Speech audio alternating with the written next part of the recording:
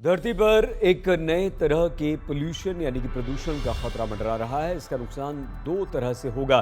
पहला, दिन में सूरज की रोशनी कम हो सकती है और दूसरा, रात में अंधेरा ज्यादा हो सकता है।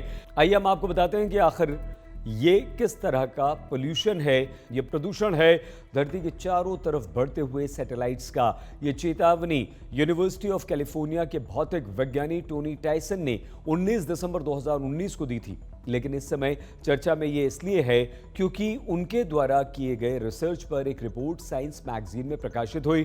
टोनी ने 19 दिसंबर 2019 को एलॉन मस्क के साथ कॉन्फ्रेंस कॉल पर बात की थी। उन्हें बढ़ते हुए सैटेलाइट प्रदूषण के बारे में बताया था, इसकी अहमियत बताई थी और इसके साथ ही महीने भर बाद एलॉन मस्क की कंपनी स्पेस एक्स ने पहली बार 60 स्टारलिंक सैटेलाइट्स का बड़ा हुजूम अंतरिक्ष में लॉन्च कर दिया। एलॉन मस्क के स्टारलिंक सैटेलाइट्स का उद्देश्य दुनिया भर में इंटरनेट का नेटवर्क बिछाना है।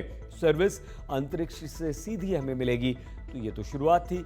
स्पेस एक्स के पास अब तक 12,000 से ज्यादा स्टारलिंक सैटेलाइट्स लॉन्च करने की अनुमति है। एलॉन मस्क कुल 41,914 स्टारलिंक सैटेलाइट्स अंतरिक्ष में लॉन्च करना चाहते हैं। इसके अलावा जेफ बेजोस द्वारा फंडेड प्रोजेक्ट क्यूपर के तहत 3,236 सैटेलाइट्स अंतरिक्ष में लॉन्च करने का भी उद्देश्य है और दोनों का उद्देश्य दुनिया को इंटरनेट सर्विस प्रोवाइड करवाना है। इसके अलावा वर्जिन गैलेक्टिक के मालिक अरबपति रिचर्ड ब्रांसन द्वारा फंडेड कंपनी वन वेब अंतरिक्ष में 6,327 सैटेलाइट्स लॉन्च करने की तैयारी में। मतलब यह हुआ कि पूरी दुनिया को 2020 के दशक के अंत तक फर्राटा गति के साथ इंटरनेट मिल जाएगा।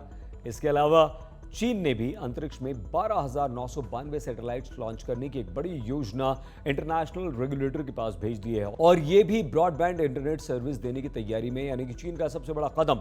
इस प्रोजेक्ट का नाम चीन ने रखा है चाइना स्टार नेटवर्क। यानी इस दशक के अंत तक अंतरिक्ष में कुल मिलाकर करीब 1 लाख सैटेलाइट्स चक्कर लगा रहे होंगे। अब मुद्दा यह है कि इससे नुकसान क्या होगा। तो सबसे पहले तो आप ये जान लीजिए कि अगर आसमान साफ है तो आपकी आंखें औसतन 3,000 तारे देख सकती हैं। अगर धरती के ऊपर लाखों लाख सैटेलाइट्स की एक परत जमा हो जाएगी तो आप और हम इन तारों को देख नहीं पाएंगे। अगर हम देख नहीं सकते तो तारों और सैटेलाइट्स के बीच को अंतर समझ नहीं पाएंगे।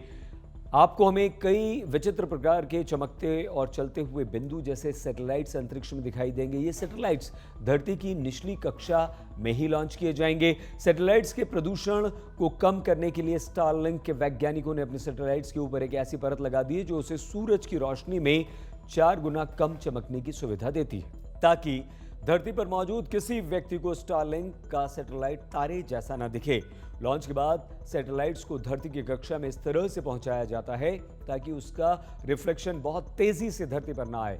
सैटेलाइट्स के सोलर पैनल्स को शार्क मछली के पंखों की तरह सेट कर दिया जाता है ताकि सूरज की रोशनी की चमक से पृथ्वी पर लोग और टेलीस्कोप पर इसका असर न पड़े। इसके अलावा सैटेलाइट्स के अंदर के हिस्सों को काले रंग से रंगने की तैयारी की गई, लेकिन वैज्ञानिकों ने न जाने क्यों इस प्रक्रिया को बीच में ही छोड़ दिया। अंतरराष्ट्रीय रेगुलेटर्स के सामने जिन 4 कंपनियों ने अपने अपने सैटेलाइट छोड़ने की अनुमति मांग रखी है उनमें सबसे आगे एलॉन मस्क की स्टारलिंक है, फिर चाइना स्टार नेटवर्क, उसके बाद रिचर्ड ब्रांसन की वन वेब और अंत में जेफ बेजोस का प्रोजेक्ट है कुइपर।